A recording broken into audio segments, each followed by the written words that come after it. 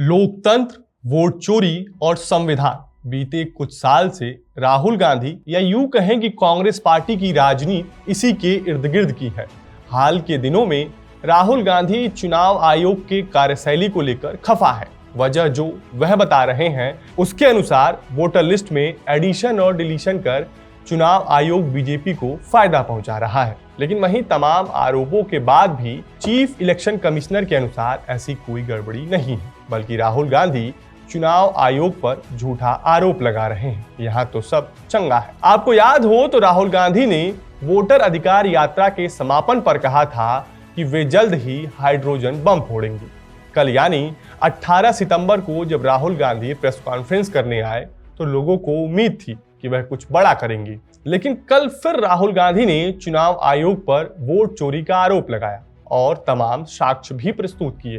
लेकिन खबर ये उतनी बड़ी नहीं बनी। खबर ये बनी कि प्रेस कॉन्फ्रेंस के बाद राहुल गांधी ने एक ट्वीट किया था, जिसके बाद राजनीतिक गलियारों में मानो जैसे भूचाल आ गया हो। उन्होंने ट्वीट करते हुए लिखा कि देश के युवा, देश के स्टूडेंट्स और देश की जनजी संविधान को बचाएंगे, लोकतंत्र की रक्षा करेंगे और वोट चोरी को रोकेंगे। मैं उनके साथ खड़ा हूं। अब इस ट्वीट को लेकर सत्तारूढ़ बीजेपी राहुल गांधी पर राशन पानी लेकर चढ़ा हुआ है। ऐसे में आज इस वीडियो में चर्चा राहुल गांधी के ट्वीट के मायने क्या है, इस पर करेंगे। नमस्कार, मेरा नाम गौरव मिश्रा है। सवाल ये है कि आखिर राहुल गांधी ने देश के युवाओं और जनजी से संविधान को बचाने का आह्वान क्यों किया, जबकि हाल ही में नेपाल में जनजी आंदोलन से वहां की स्थिति खराब हो गई है।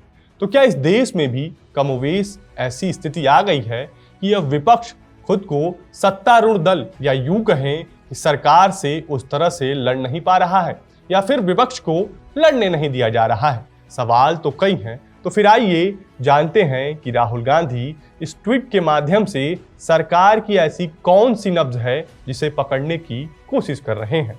21वीं सदी के दूसरे दशक का उत्तरार्ध, सोशल मीडिया का शोर और एक ऐसे समय में जब जनजी अपने करियर, सोशल मीडिया और व्यक्तिगत पहचान की खोज में व्यस्त है, राहुल गांधी एक आवाज बनकर उभरते हैं। वह कहते हैं कि लोकतंत्र खतरे में है और इसे बचाने की जिम्मेदारी अब युवाओं की है। ये महज एक राजनीतिक बयान नहीं था, बल्कि एक चेतावनी है, यह अपील है और शायद एक क्रांति का आह्वान भी है। अगर इसे समझने की कोशिश की जाए तो यह केवल चुनावी लोकतंत्र की बात नहीं, बल्कि यह जनता की सत्ता समानता और असहमति के अधिकार की रक्षा का संघर्ष है। जनजी वह पीढ़ी है जो मोबाइल ऐप्स पर उंगलियां फिसलाकर दुनिया से जुड़ती है। राहुल गांधी का यह आह्वान इसलिए महत्वपूर्ण है ताकि यह पीढ़ी केवल इंस्टाग्राम एक्टिविज्म तक सीमित न रहे, बल्कि जमीनी हकीकत से भी जुड़े। किसानों की पीड़ा, मजदूरों की असुरक्षा और अल्पसंख्यकों के दमन को भी समझे।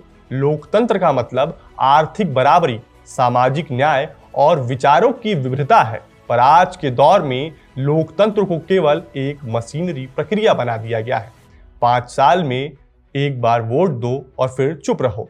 राहुल गांधी का जनजी से लोकतंत्र बचाने का आह्वान इसलिए भी महत्वपूर्ण है क्योंकि वे लोकतंत्र को पार्टिसिपेटिव बनाना चाहते हैं, न सिर्फ रिप्रेजेंटेटिव। जब जनसंचार माध्यम, शिक्षा, स्वास्थ्य और नीति निर्माण पर कॉरपोरेट हितों का नियंत्रण हो तो लोकतंत्र की आत्मा मरने लगती है।